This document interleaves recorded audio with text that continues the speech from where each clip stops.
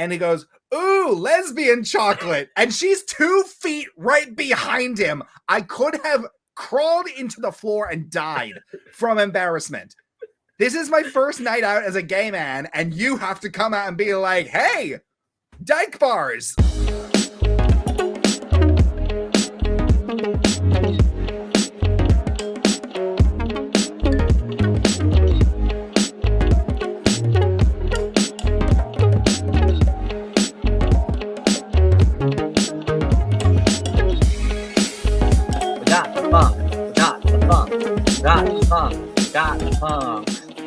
What? What? In the butt. Ha ha! Gotcha! Oh, God. I'm already in such a great mood if you can't tell. Welcome back to Fruity Cereal. Yeah, someone pissed in Connor's Cheerios today. It was a family member, and if you can guess, you get a shiny, shiny nickel. I'm not gonna Leave your guesses down in the comments. Which family member I'm mad at.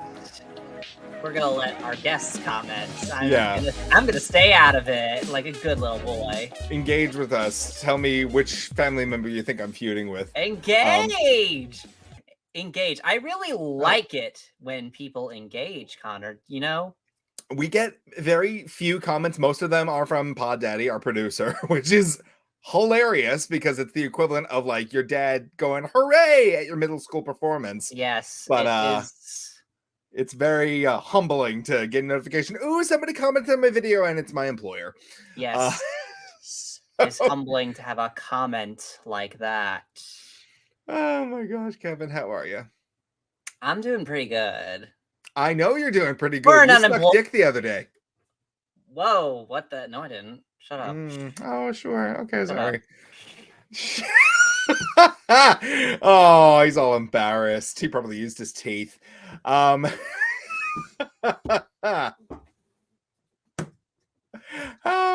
anyway, mug of the day.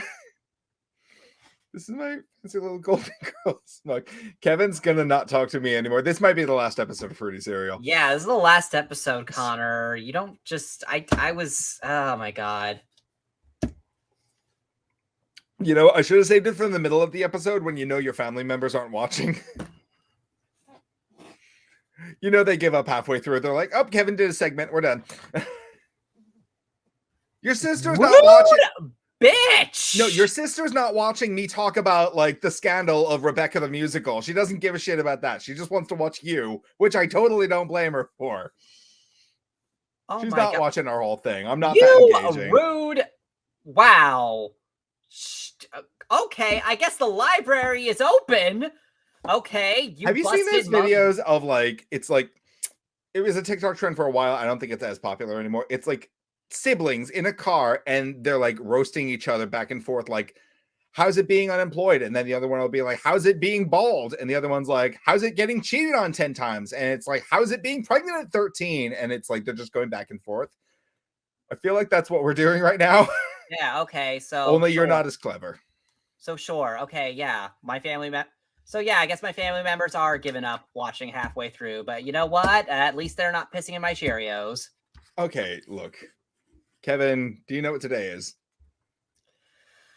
I don't know. National Shove a Caterpillar Up Your Ass Day. No, keep in mind, the government holiday is Martin Luther King Day, which, Kevin, what are you doing to celebrate Martin Luther King Day?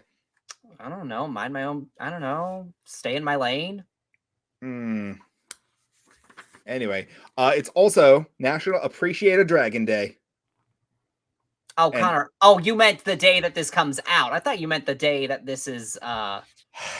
Kevin, we don't really acknowledge the day that we're recording because the audience isn't with us at that time. Yeah, I know, but like...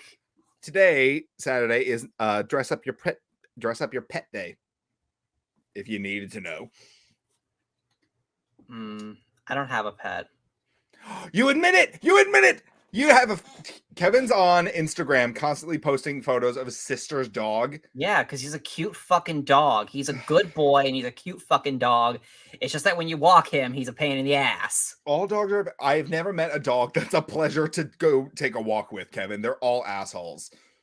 Unless they're like a show dog that's been like heavily trained and or like, you know, mistreated, they are not pleasing to walk. That's neither here nor there. Anyway. Okay.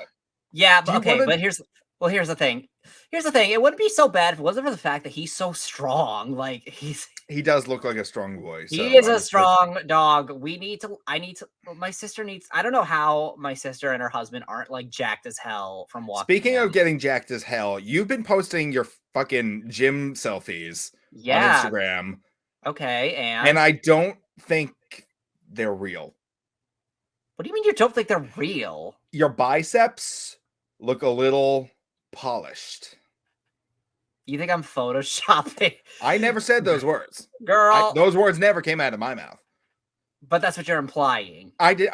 You can glean whatever you need from my... Well, then what do you mean by that? What do you mean by polished then? Explain. They just look really shiny and like they've been spent a lot of time. They look shiny? Yeah, they look like you've spent a lot of time observing them before you uploaded them to the internet. That's all I've got to say. Yeah, I'm admiring my gains, brah. Can you, Kevin, for the audience, could you flex for us really quick?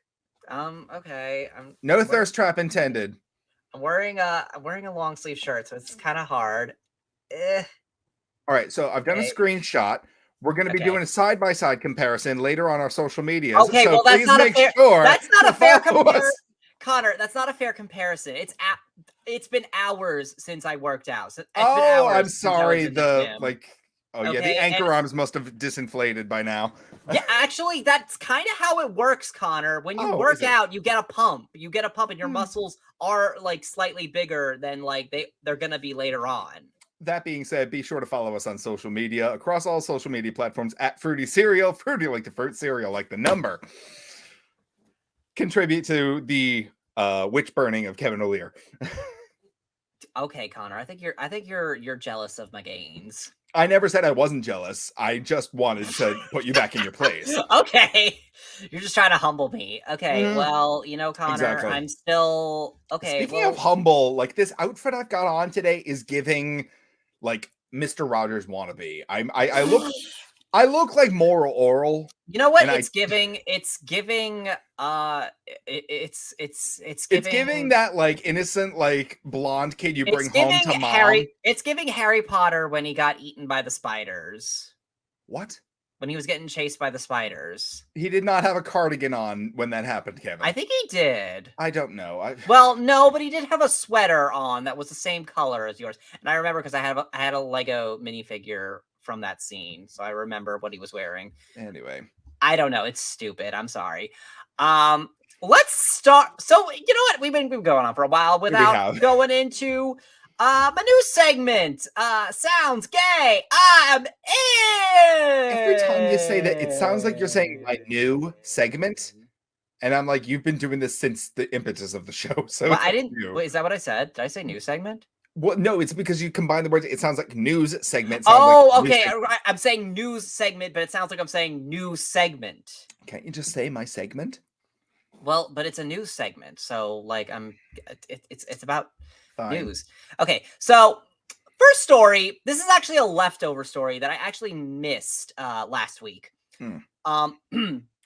Robin Roberts and Amber Laign announced plans to marry in 2023. Who are they? Okay, Robin Roberts, she's a reporter. She's on Good Morning America. So she's a TV anchor. So are those wedding bells we hear? TV anchor Robin Roberts and her partner, Amber Laign, announced that after 18 years together, they decided to get married. Roberts shared the news on Good Morning America on Monday, January 2nd. So yeah, this is an old story, but, better late than never. I'm saying yes to marriage. We're getting married this year. The pair began dating in 2005, and we couldn't be happier for them. Congrats on Robin and Amber. FWIW. We're saying yes to weddings in 2023 if you want to send us an invite. Okay. Kevin, did you just read the quiet part out loud again? Maybe. I don't know. FWIW. Whatever that means. I don't know. What does that mean? Fuck with it, William. I don't know. Fuck with it, William? Who's William? I don't know. Let's fuck with him and find out. Oh, for what it's worth. Okay, Pod Daddy, thank you. Coming in clutch. Oh, I don't know. That was something I used to do as a kid, like in the car with my grandparents. You know, people always had like those like vanity plates that like 9 times out of 10 look like nothing. But I'd be sitting there with my nana being like, if the license plate was FWIW, we would like make sure that like fire walrus in Wales. I don't like, we would just do shit Fire like walrus in Wales? I That's don't gotta be know. uncomfortable to the whale, Connor. that. I don't know. Oh, And the God. walrus. Oh, God. It's like a turducken. Oh, boy. Okay, so next story is Dave Bautista covered up his Manny Pacquiao tattoo after the boxer made anti-gay remarks. Oh, that's wonderful. So, okay, so yes, Well. Dave Bautista revealed that he covered up his Manny Pacquiao tattoo after the former boxer made homophobic comments. In an interview, sorry, did I say comics? Yes. Yeah. In an interview with GQ on January 4th, the Guardians of the Galaxy star showcased his extensive tattoos.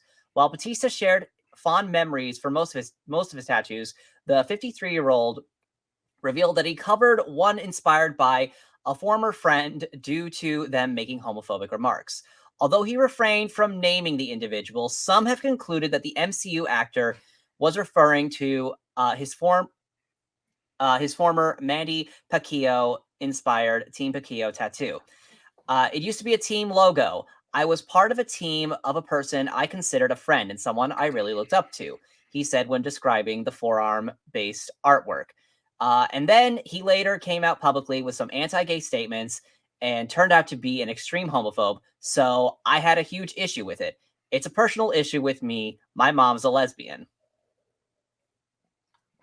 That is fantastic. That is fantastic. And you know what? I am proud to say I've had a crush on that man since middle school. Kevin, you've had a crush on a lot of men, so I have. But you know what? That's one I don't regret. I do not regret having a crush on Dave. Name Bautista. one you do regret right now. No. Now name it. No. Drop the name. Shut up. No, I want to hear a name. Who do you regret having your crush on?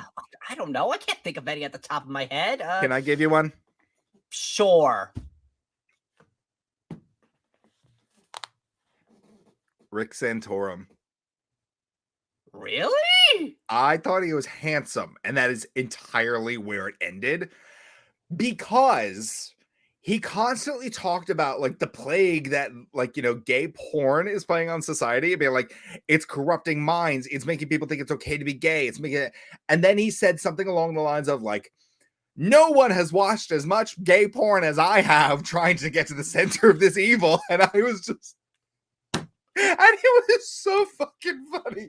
And like, you know, like one of the, like, I don't want to say it's my kink, but like if a man can make me laugh, that makes me attracted to them. So the fact that I thought he was handsome and he was also saying some of the stupidest fucking shit, I admittedly had a very mild crush on him. But then at the end of the day, he's a terrible person, but he's also deep in the closet. So, okay. Well, let's see. I don't know. All the ones I never really had any crushes on like celebrities. I think that like most people would know about. So, okay. Like they're probably like niche, like internet personalities. So like, you know, you probably would have no idea who I'm talking about. Vsauce? No. Markiplier. Everybody wants to fuck Markiplier. Sure, I guess, but I don't know if I'd say I'd regret that. I mean, nobody does. He's completely unproblematic. But which, by the way, I did pay for one of his posts on OnlyFans to. You're subscribed to his OnlyFans? You can subscribe for free, but you have to pay for the Tasteful Nudes collection. Oh, yeah. Okay. But yeah, no, they're all like, you know, comedy photos. Like, you know, it's like, you know, shots of like an ass cheek, and it's like him going through like a portal through time or something, and it's hilarious. And the money does go to a good cause, so I was happy to do it. It was $3. Yeah, but you know, this story does kind of bring up kind of a point about like toxic masculinity versus non-toxic masculinity. Good point. Because like there's a lot of men out there who are like, oh, masculinity is not toxic. You need masculinity. It's not. And it's like, well, it doesn't have to be. You have a point, but what you're defending is toxic masculinity, though. Like, yeah. You know, because there is such a thing as non-toxic masculinity. And I think, and Dave Bautista, you know, is a great example of that. what he's doing is like particularly admirable because it also showcases that you can admit that, you know, something you were into at one point has been proven to be problematic. You can say, hey, it no longer aligns with my values. I regret what I did, and I'm going to make amends to like try and fix it. Yes. Even if he never, like, you know, when you say he got it covered up, did he literally like get like pay to have a new tattoo cover it, or did he I think laser it? I think so. I think it was covered up with a new tattoo. Yeah. Okay, that was actually not, and that's actually more kind of going above and beyond, because if it was his prerogative to be like, hey, I'm not getting any more tattoos, I don't want to get lasered off, I'm just going to like, you know, keep my body the way it is, it's his prerogative to not fuck with his body, but to like acknowledge the fact that something he did in his past, or like, you know, it's a very grown-up move of him to come forward and say these things. Oh yeah, totally. Which is absolutely. you cannot expect from a lot of celebrities these days. It's true. It's true. You can't behave like a grown-up. Yeah, so it's thank true. you for that. So yeah, awesome. Okay, so next story is Arizona's new governor used her first day in office to extend LGBTQ plus employment protections. Oh, we love. Okay, thank you, Katie Hobbs. The newly elected governor of Arizona used her first day in office to extend employment protections to LGBTQ state employees and contractors. The Democrats signed an executive order on January 3rd, which will prevent state agencies under her control from discriminating against someone on the basis of their gender identity, sexual orientation, marital status, and or political affiliation, according to KAWC. In a statement, Hobbs's team said that the bold action is needed to make the state more affordable and sustainable. That's very cool. We do love. It is. I don't want to say it's the bare minimum, but it is like it's a step in the right direction. It is indeed. Indeed. All right. Indeed. Okay, so this next story, I really like this one. Oh boy. I have a lot to say. I'm sure you do. Okay. M3gan writer explains why Killer Doll resonates with LGBTQ plus people. M3gan's screenwriter. Stop calling it that. I'm calling it that now on purpose, just to piss you off. You're disgusting. Why are you so against people calling it M3gan? Because the name of the movie is Megan. Yeah, but it's spelled M3gan. Kevin, how would you pronounce the movie 13 Ghosts starring Matthew Lillard and Tony Shalhoub? How would you pronounce that? 13 Ghosts, because it's a 13. 13's a number. Oh, really? Kevin, if you look up the poster art for that movie, it is TH13RTEEN. Okay, well, Ghosts. I didn't know. Okay, well, I didn't know that. Okay, I'm pronounce not it for me now. Okay, I don't know. I'm not a fucking Matthew Lillard simp, okay? Neither am I. I'm just holding you to sure? your... I'm holding like you to your own standards, Kevin. If you're going to say M3gan... No, if you're going to say M3gan, I better hear the 13 teen ghosts out of your mouth. The 13? Okay, maybe I will. I don't know. The 13 teen. I don't know. Maybe I will. I don't know. I call the 2015 Fantastic Four movie Fan Four Stick. Yeah, I'm sorry, 2015 movie. I say 2004. I meant 2005. I meant to say 2015. Either way, continue, please. Okay, fine. Tell me what this killer doll resonates with us. Okay, so Megan's screenwriter, Akilah Cooper, has revealed why she thinks the killer doll has been such a hit among LGBTQ viewers. The newly released film is a science fiction horror comedy which follows an artificially intelligent doll who develops self-awareness and becomes hostile to anyone who comes between her and her human companion. Its trailer had a heavy emphasis on its campy blend of horror and humor, particularly thanks to the doll's fashion sense and choreographed dance routines. However, it's not this that Cooper credits for its instant cult following from the LGBTQ community. I actually asked one of my friends who is a gay man about that, and he was saying this setup is actually found family, where this little girl has lost her family and she has to go live with her aunt, she told Screen Rant. Then this doll is brought into the situation. That resonates for a lot of people in the gay community, the idea of a found family. Cooper's comments quickly went viral online, with a number of people arguing that the real reason for its success among LGBTQ viewers is a lot simpler than this. She's literally just serving I don't know if I can say that word on the podcast. It's our show. Save it. Well, she's serving something where she's going to serving cunt. Okay, fine. Okay, Again, whatever. It's our show. Whatever. Okay, you said it, not me. Okay, I'm not gonna say. I don't know if I can say that, Connor. It's our show. Oh, I'm sorry. I forgot your mom's watching right now. Okay, we'll wait till later. Maybe my mom is watching. You don't know. Okay, basically, M3gan is a girl that you will see next Tuesday. She has the charisma, uniqueness, nerve, and talent. Okay. And honestly, like, yeah, that is kind of the reason why us gays love her so much. I did not know the plot of found family being like so prevalent in this movie. I was just like, I'm seeing a girl doing some like, slaying ass dance moves with like a box cutter in her hand, and I'm like, that's work. Actually, it was a what is that thing? It's a paper cutter, but like she like wrenched it free. Yeah, which like I gotta talk about that movie. It was so good. Okay. You did see it, but that was not the event that I talked about. Okay. No, Connor, it has nothing to do with the event. Okay. It has something to do with it. No, it doesn't. It has nothing to do with that. It has nothing to do with that. At the same anyway, night. no, I don't remember. Yeah, but anyway, so yeah, the movie does live up to the hype. And like the thing about it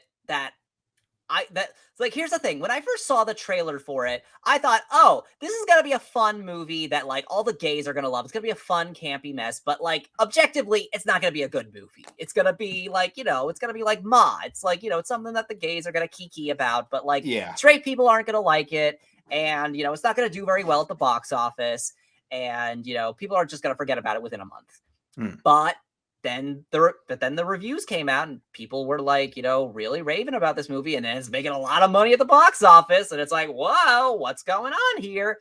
And then I actually saw the movie. I'm like, wow, so they actually like take a lot of care into the themes of the movie. I actually think that it's kind of a little anti-found family a little bit in that regard. I don't think that's I mean, obviously she's the writer of the movie, so like, she knows more than I do, but but like, here's the thing. It almost feels like this movie was originally like they take the themes about like, loss and, and parental responsibility very seriously. It almost feels like this movie was originally just a drama about a woman having to raise her recently orphaned niece. And then the studio was like, let's throw in a killer doll and make it a horror movie. But they made it work. It's almost like Lilo and Stitch in that sense. Like, how that's admirable. How like Lilo and Stitch like almost feels like it was just a drama about like two sisters, and then Disney, and then like they threw in aliens, but they made it work. Oh yeah. It's almost kind of the same thing. It almost kind of feels similar to that. Okay, but out of 10, what would you give this movie? I'm not really sure if I can give it an 8 or a 9. Okay. So it's between those two. I haven't decided between those two, because the main problem I have with this movie is that it does have quite a few of those, horror movie cliches. Like, exactly which characters are going to die in this movie. As soon as they're introduced, you're like, okay, you're dead. You're going to die. I love movies like that, though. I hate ones that are constantly trying to be like, "Oh, bitch, you thought." It's like sometimes I just want to sit down and watch a good ass horror movie. Okay, well then I think you'll like. Then I think you'll like M3gan. I think that you will really like it because because like as soon as certain characters are introduced, you just know they're dead. Of course. All right, very cool. Yeah. So yeah, that's my review of M3gan. Go see M3gan, and also go see Puss in Boots: The Last Wish. Also follow Kevin on Letterboxd because he does all of that, all of this on there. I do. Yeah. So yes, that's true. Like really talk about two, big upsets in the film industry: Puss in Boots and M3gan. Because like everybody is saying, like my friend Patrick, who's like an animation connoisseur, like he went to school for it and he uses it as a career. Literally said like, oh no, guys, seriously, go see Puss in Boots: The Last Wish. It's actually amazing. And I know. Like, I mean, it really has no right to be as good as it is. I mean, did you see it? Yes, I did. I did. It's incredible. Like, again, similar to M3gan, when I first saw the poster for the movie, I thought, "Oh, great, another Puss in Boots movie." What has it been, like 11 years since the last one? Like, what does DreamWorks think that they're doing? And then I saw the trailer for it, and I was like, "Oh, okay, they're kind of incorporating that like Spider-Verse style, low frame rate animation for the action scenes." And I'm like, "Okay, that's kind of interesting. It's kind of neat." And then the reviews came out and people were like, yeah, this is really good. This is a really good movie. And I'm like, okay. And I checked it out. I'm like, yeah, they were right. All right. Well, yeah. Yeah. And it's like, it really has no business being this good. I mean, it's a sequel that for 11 years later is a delayed sequel to a spinoff of the Shrek franchise. That nobody asked for. That no one asked for. Yeah. No one asked for a Puss in Boots 2. But I don't think anybody asked for a Puss in Boots. Yeah, I think that, well, because here's the thing. When Shrek 2 first came out, like Puss in Boots was like the breakout character of that movie. Yeah, but I was fine with him being in just that movie. Yeah, but it would make sense that due to his popularity, it made sense that the studio was going to give him his own spin-off franchise. Yeah. But then after that came out, no one really cared about him anymore. It was like did you even know that he had a Netflix show? I did. It was an interactive type thing. Oh, really? Okay, I'm surprised. Yeah, it's like a choose your own adventure type thing. Because like most people didn't even know about that. They didn't even know about the Puss in Boots show. But so like, yeah, there wasn't really a demand for this, but yet they did it. And now this movie might possibly be like a soft reboot of the Shrek franchise. I don't know how I feel about that, but okay. Well, even if it's not, it's still a very good standalone movie. And just to clarify, you do not have to watch the first Puss in Boots movie to watch this. This movie works fine on its own. If you're done promoting Puss in Boots 2, can we go to your next story? Yeah. Okay. So, all right. So this last story is The Last of Us star Bella Ramsey says their gender has always been very fluid. Bella Ramsey has opened up about their gender identity. While promoting the release of their new show, HBO's long-awaited adaptation of The Last of Us, Ramsey revealed to the New York Times that their gender has always been very fluid.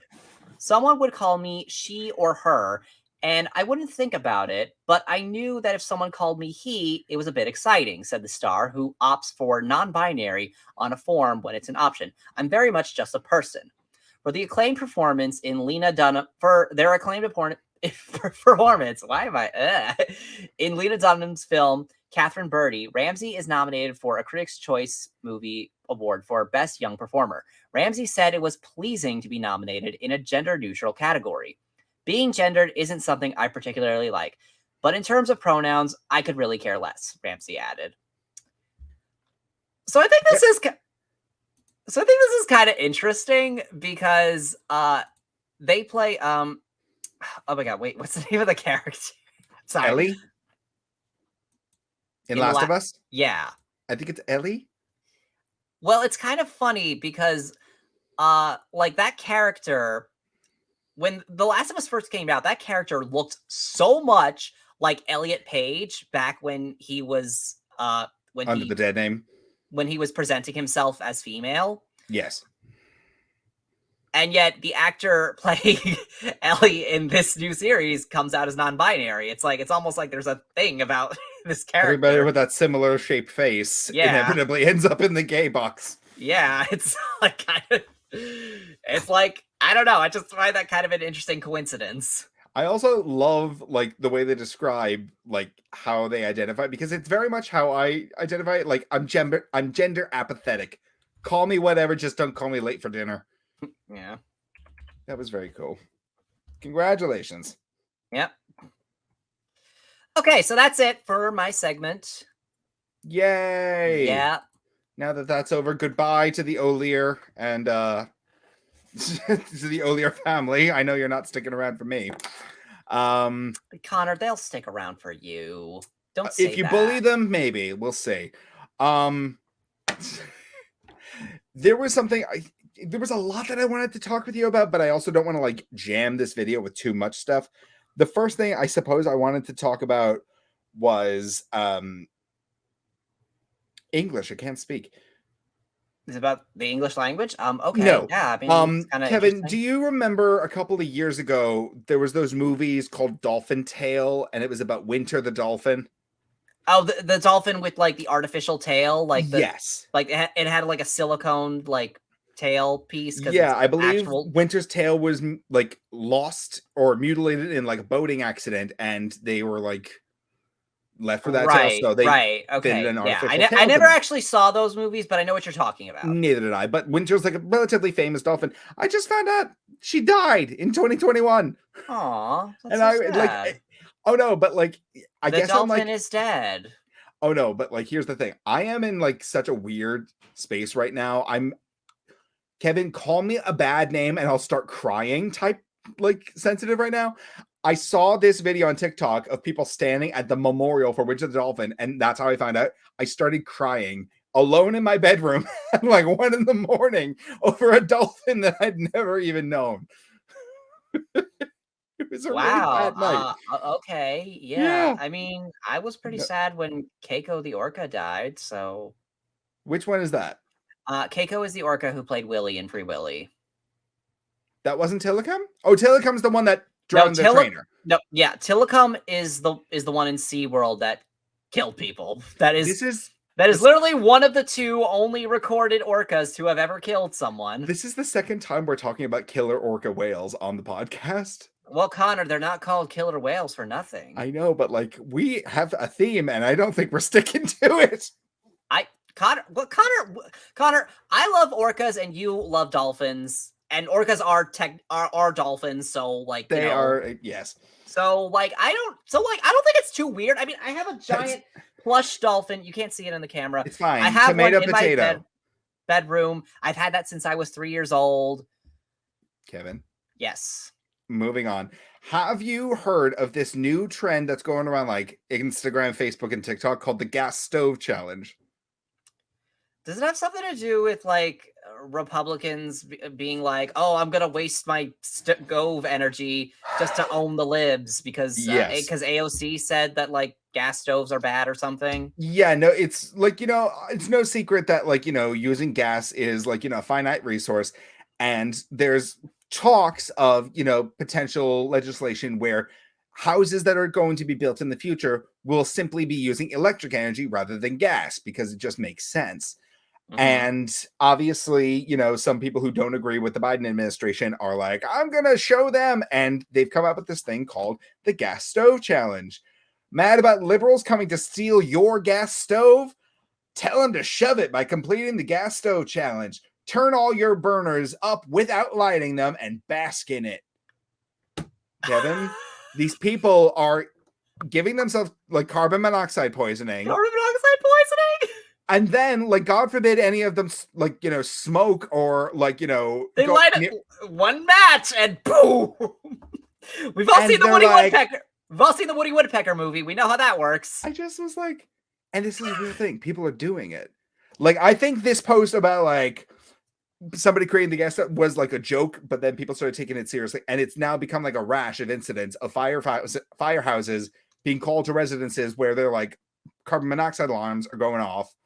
Like gas leak alarms are going off, and they're like, what the fuck is going on here? It's what they deserve, honestly. Oh, I'm not going to say those words, but I don't disagree. No, I don't care which way you lean politically. If you're dumb enough to like gas your own house, yes, just to try to make a point about, just to try to like stick it to like a political organization, like I'm sorry, you deserve everything you're getting. This isn't even like a liberal versus conservative or Democrat versus Republican thing. Like I don't care. Like honestly, if you're dumb enough to do this, it's natural selection. It's natural selection. It's true that. I just want to talk one more thing about owning the libs. There was I don't want to call him a news host, but there was a host of some sort of internet-based show who was like, so I forget exactly what they're talking about. I gotta find you the stuff and send it to you because it was so funny. This guy was talking about whatever it is the Republicans are mad about at this point, like the drag queens, the gays, the gas stoves, whoever knows. He literally on air, on camera, shoved an adult toy into his backside and then turned around to show the audience that he had done so. And somehow this was his idea of like owning the libs. And I have to send it to you. It was, I thought I misread everything. What kind of toy was it? An adult toy. Okay, a marital aid.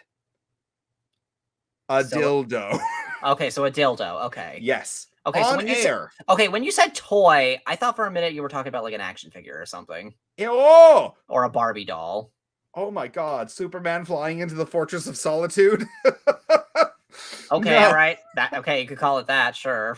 Oh God, I'm single, so yeah, it is.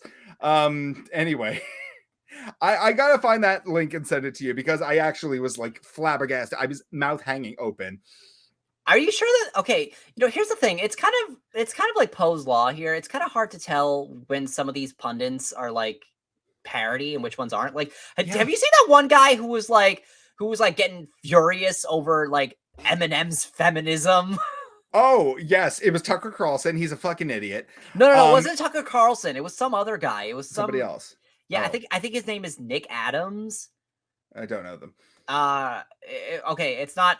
I mean, I think that's what his name is, and he's on Twitter, and he was like, this guy. He was just like so furious about Eminem's feminism, like about how like Eminem's has like this new brand of like M&Ms that just has the female M&Ms on it. I did see Kevin Lesbian Chocolate, and God damn it, Connor, you are never gonna. Now I gotta tell that story. God damn you it. continue, and then I'll start. Okay, yeah. So, and this guy's like going furious over these feminist M&Ms, and like literally, he demonstrated by stomping on a bag of M&Ms, which I guess he bought, which not exactly owning them by giving them money, and he was like telling them like to boycott all like Mars products. And then also like he tweeted that he like stopped a woman. Yeah. Nick Adams story on feminist M&Ms. Yeah. Pop crush, alpha male boycott M&Ms, candy feminism. But yeah. Mm-hmm. And it's like, this guy has to be a parody, right? Because like he also tweeted he tweeted that like he stopped a boy from buying the M&Ms by telling his mother about how awful they are and how awful the feminist agenda is. Of course. And like apparently succeeded according to his words. Of course, in his words. And it's just like, this has to be a parody. There's no way that this guy is serious. The more I spend time on this godforsaken patch of grass, I realize that truth is stranger than fiction 90% of the time. Truly. But I want to talk about the lesbian chocolate. Oh my God. Okay. You know what? Okay. You know what? We made it this far. This is our 25th episode.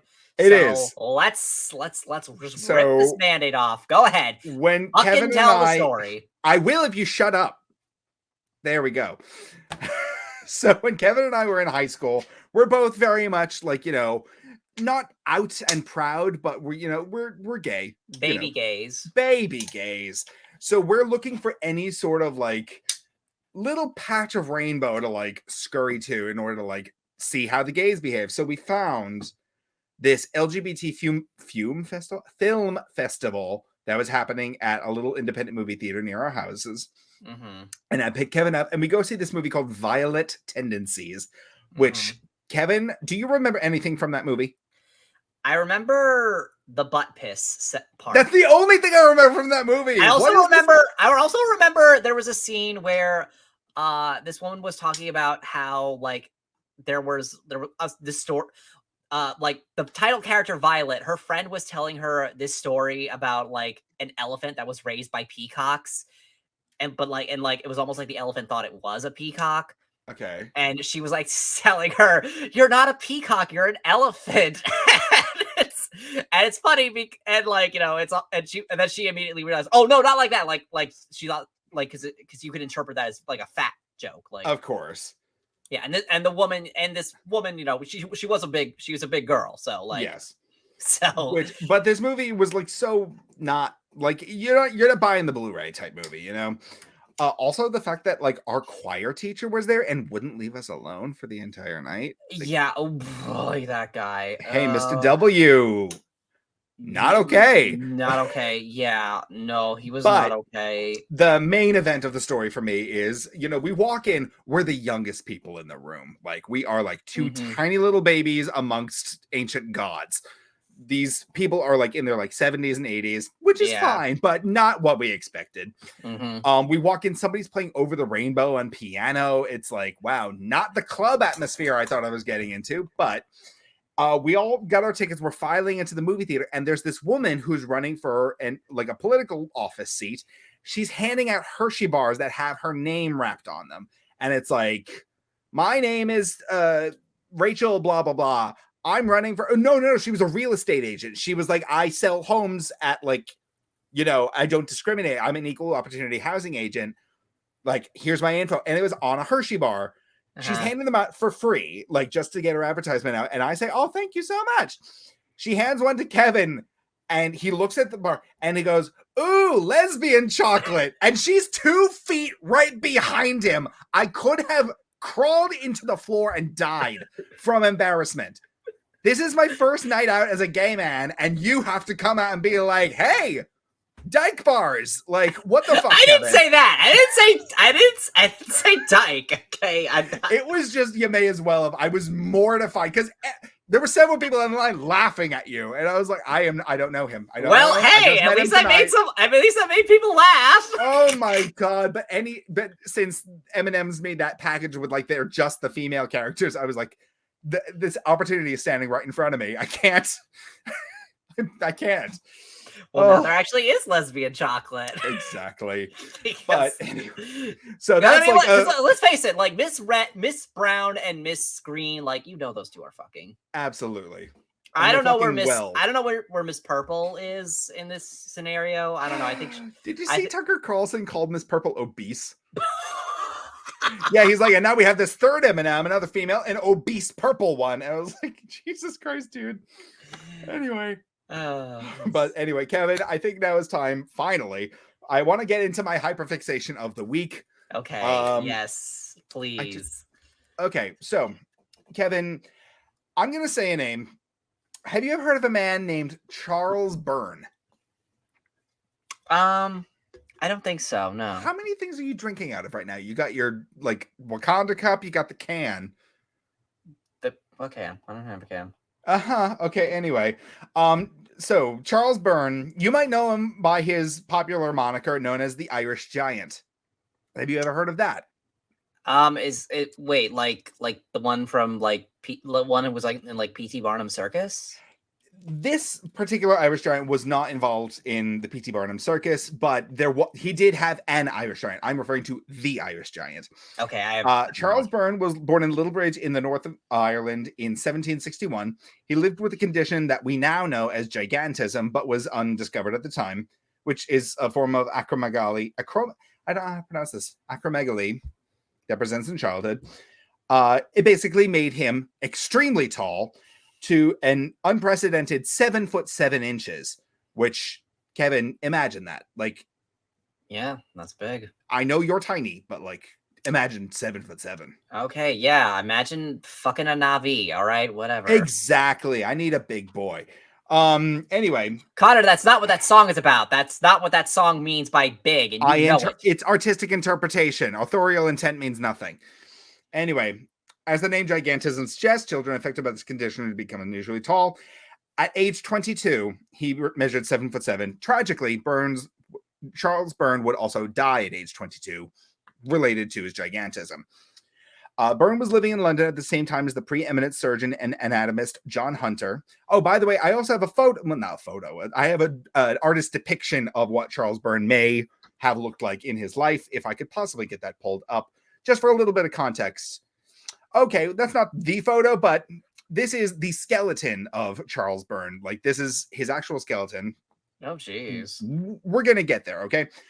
Byrne was living in London at the same time as the preeminent surgeon. And yes, here we go. This is what he would do. He would, like, make his, like, money by going around and showing off, look at me, I'm tall, pay me.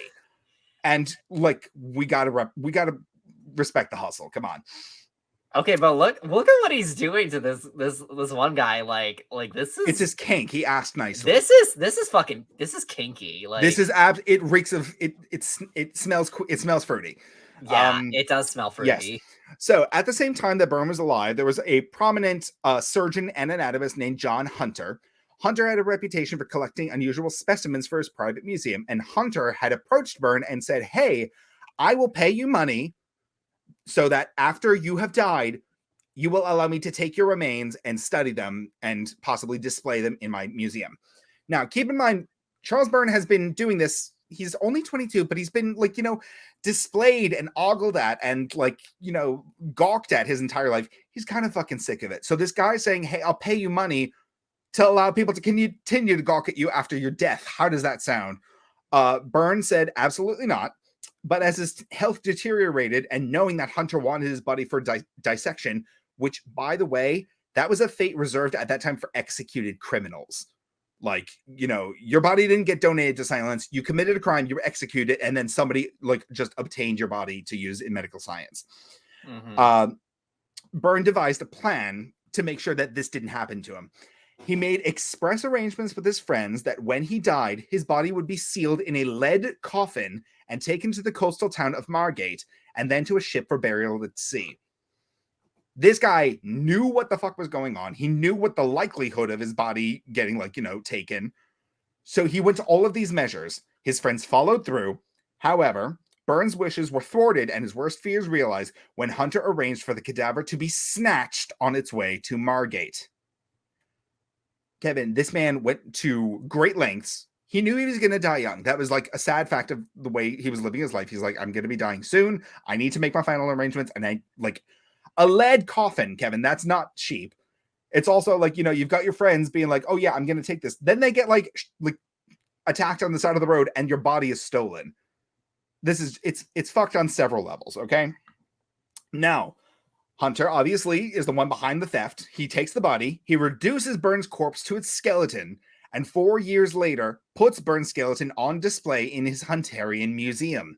The 7'7" skeleton was then purchased in 1799 by the Hunterian Museum at the Royal College of Surgeons in London for only £500. Kevin, can you imagine just buying somebody's remains, knowing full well they did not want them to be purchased and sold like they're like common trinkets? It's a little fucked, right? Like, yeah, not okay. It was then left on display for nearly 2 centuries. Obviously, we're in the year 2023. It's been there since then. It's a little... Anyway, on January 11th, 2023, the Hunterian Museum announced official retirement of Byrne's skeleton from public display.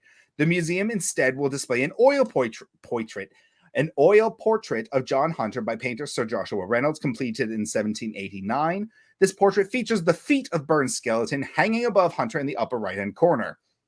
Little screwed up to be like, "Oh yeah, here's your portrait, but I'm also going to put the remains of a person that you stole in there too." But here's the thing. A lot of people were petitioning for the return of Byrne's body because, again, fucked on several levels. Kevin, what do you think is going to happen to the skeleton now that it's been retired from the display? I don't know. Is it going to be buried? Oh, no, because a lot of people are saying he wanted it to be buried at sea. Let's just, do a burial at sea. And, oh, no. They're retiring the display, but they're donating the skeleton to another fucking college where it will be on display at that college now. So now we've got a whole other case that we were being pissed off about. And yeah, the remains will be replaced in the Hunterian Museum. Oh, I already explained that part. Sorry. It's getting donated to another college. And then they interviewed this man called Brendan Holland, who is a distant relative of Byrne's, who also has gigantism.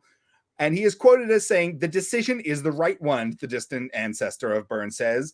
Holland points to the advancements that have been made in terms of understanding the condition thanks to Byrne's skeleton. Quote, it has benefited the living. Those with the condition now know why they have it and how to treat it," Holland told the BBC. "I think if Byrne were alive, he would concur with it, as it can be life-threatening."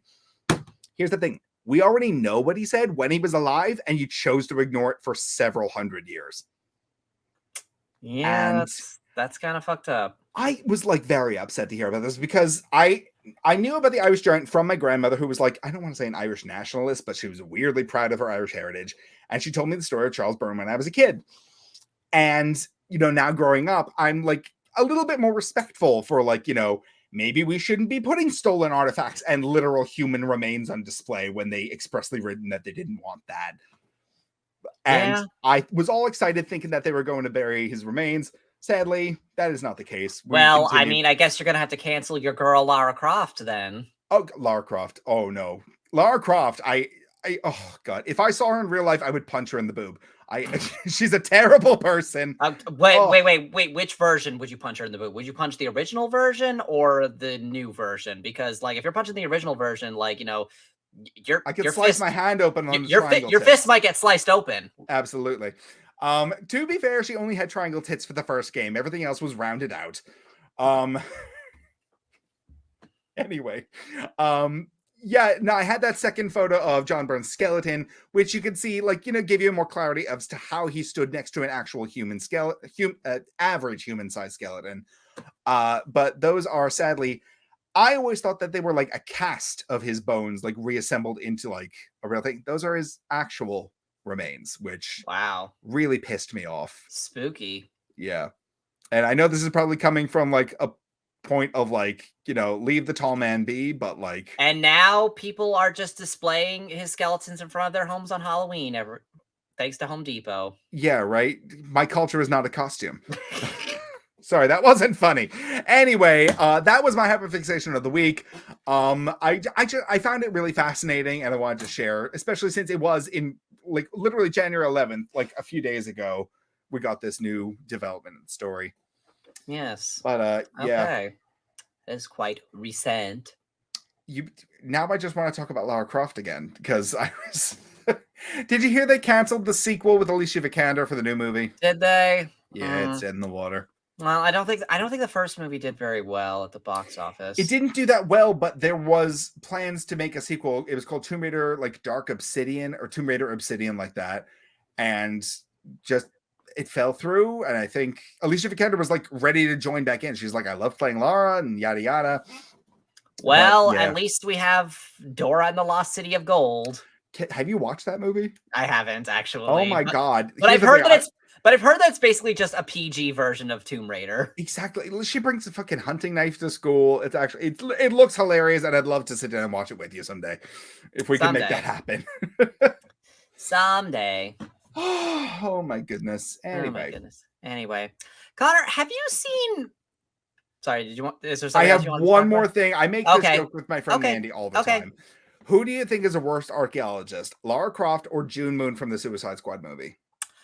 Ooh. Because June Moon literally finds an artifact and snaps it in half the minute she gets her hands on it. It's true. She does. Yeah. And then it possesses her ass. But then Lara Croft also starts the apocalypse twice in canon. So that's true. That's true. Yeah, but like, but did she do that by breaking an artifact though? No, she did that by stealing it. Okay, well, yeah. I mean, at least she didn't break it. Like, Oh, at least she kept it safe. At least she didn't break it like June Moon's clumsy ass. Did you know that in the original comics, June Moon was an archaeologist, but she didn't like discover. I think she was still an archaeologist, but she didn't discover the Enchantress totem in a cave. Instead, she was like at a Halloween party and discovered it in someone's basement. It's really weird. I kind of almost like that story better. Like, yeah, it's really weird. I don't know. It's like the story from Jumanji, like who owned the game before this person discovered it, type thing. Yeah. Well, I mean, Robin Williams' character, what's his name? Alan Parrish. Alan Parrish, yeah. Yeah, he like discovered it on like some dig site or something, right? Yeah, but the beginning of the movie is actually a flashback to like what I think the 1700s, where like two boys are like, what do we do when somebody else finds it? And then this guy looks in the camera and goes, may God have mercy on their souls. And then Alan Parrish finds it. And then some people in the future find it at the end of that movie. And then we get the one with Karen Gillan on The Rock. Mm-hmm, yeah. Which those movies are also surprisingly good, by the way. I do remember watching the first one and thinking like, okay, I had a good time watching it. I did not like Jack Black's character, though. Okay. The joke about like I'm actually a girl in a man's body was like tired after like one page. Yeah, well, I don't know. I thought that Jack Black was like doing it well because like I He think did it was fine, but the joke was tired. It was a little bit, yeah. But honestly, and then the second movie was also really good. Like I don't know if you've seen the second one. Okay, yeah. I thought by the second one I was like, okay, this one's gonna suck. But then I saw it and I was like, damn it, movie, you got me again. All right. Did you know that Karen Gillan is not like verified on TikTok? And she's making like TikToks being like, TikTok verifying me. I'm Karen Gillan. Yeah. Yeah, that is kind of weird. Also, I don't know. It's almost like the world doesn't know that Karen Gillan is famous. Cause like, did you ever see the movie? Did you ever see that Call of the Wild movie that came out a few years ago in 2020? No. Yeah, she's in that movie, but like she's in it so briefly that it's like you almost don't realize that it's her. Like, wasn't she weird. Also in? Oh God, didn't she play like an X-Men or something? Well, she's in Guardians of the Galaxy. Yes. Okay. Yeah, she's Nebula in Guardians of the Galaxy. That was it. There you go. I knew she was in something that had heavy like makeup on, but I couldn't remember. Yeah, she's Nebula. Okay. She's also Amy Pond on Doctor Who. Yes. Yeah, but like I did think it was so weird when I saw that Call of the Wild movie. And I was like, is that Karen Gillan? Like, why is she like not even in the center frame? Like, right? It's like it's so weird. I feel like they could have cast like literally any actress to play that role, and yet for some reason they cast Karen Gillan. And it's like I wasn't even sure it was her because she was so like barely in it. Right. It was so weird. God, I know it's not the same thing at all, but it reminds me of like when the Tim Burton Alice in Wonderland movies came out and all the posters had Johnny Depp on them. Yes. Oh my God. I still remember renting out the DVD for that movie, and I was so weirded out and pissed to see Alice. Teeny tiny in the corner. Alice in Wonderland. The freaking Mad Hatter was in the center of the box art of the DVD, but Alice herself was to the side. And it just imagine being that actress. Yeah, it's like you're playing the title character of the movie, and you're to the side. And then they invite her back for the sequel through the Looking Glass, and they're like, okay, we're going to add even more Mad Hatter in. And it's mostly like Mad Hatter backstory in that movie. I never even saw that one. It was not good. So I've heard. Hey, anyway. Oh God, Kevin, did we have any more like random ass stories we wanted to talk about? Yeah. Did you hear that the new Velma show is not good? I've heard it's not doing good, and a lot of people are blaming Mindy Kaling directly. Yeah, and it's like not just like, you know, right-wing reactionaries who are like, you know, boo to anything with women or people of color in it. Like, no, like it's actually legitimately not funny and not good. Yeah, and a lot of people are like drawing comparisons to that and the Harley Quinn show, where it takes like, you know, several characters that are like well known and like, you know, icons of IPs, but like Harley Quinn does it in a way that it's like, you know, Harley Quinn is funny. Harley Quinn is funny. This one's like just like caricaturizing the characters to the point where they're not the same characters anymore, you know? Right. Yeah. Like you could feasibly believe the Harley Quinn characters behaving in this way. These ones are just like unfunny and gross. Also, where is Scooby? Yeah, apparently, like they didn't add Scooby because they thought a talking dog was too immature for the show. Fuck that! Yeah, oh Lord, no. I do like the show's art style, though. I at least appreciate it's not like trying to be like Rick and Morty or Family Guy like most adult cartoons are. Mm-hmm. So I do like that it does have like at least a unique art style. And I really like it when like it gets creepy. Like there's shots where like it gets really creepy and like the lighting gets like spooky. I thought that was pretty cool. That was the whole reason I got into WandaVision. But like, you know, I guess if you want to watch a Scooby-Doo show with that, I guess just watch Mystery Incorporated. Yeah. Mystery Incorporated was so good. You watched Mystery Incorporated, right? That's the one with hot dog water, right? Yes. I watched a couple episodes. That show's so good. Yeah, I know a lot of people cite that as their like all-time favorite Scooby-Doo adaptation. I mean, it's a really good one. So yeah. Okay. I guess I don't know. We've been talking for a while. We have. Yeah, so let's I would like to wrap this up. Sounds good. If you are joining us on Monday at 9 a.m., you know exactly where you can find us next Monday at 9 a.m. right here on the Empty the Bench Podcast Network. If you want to follow us across social medias, you can do so at Fruity Cereal. Fruity like the fruit, cereal like the number.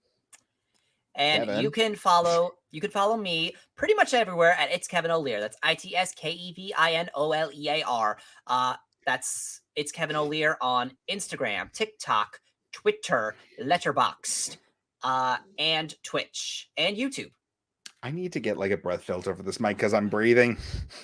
And I'm just like, I'm like that kid from the Chocolate Rain video being like, I step away from the mic so I can breathe. If you want to follow me on social media, you can do so at Connor K. Fitz on Twitter. Oh no, what's my Twitter? Connor?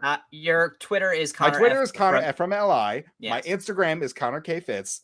And my TikTok is Connor K. Fitz 92. One of these days, I will unify the timelines. You got to get your handles all the same. I really do. All right. But until that day comes, we look forward to seeing you here next Monday at 9 a.m. on the Empty the Bench Podcast Network. See you then. Bye-bye. Bye-bye.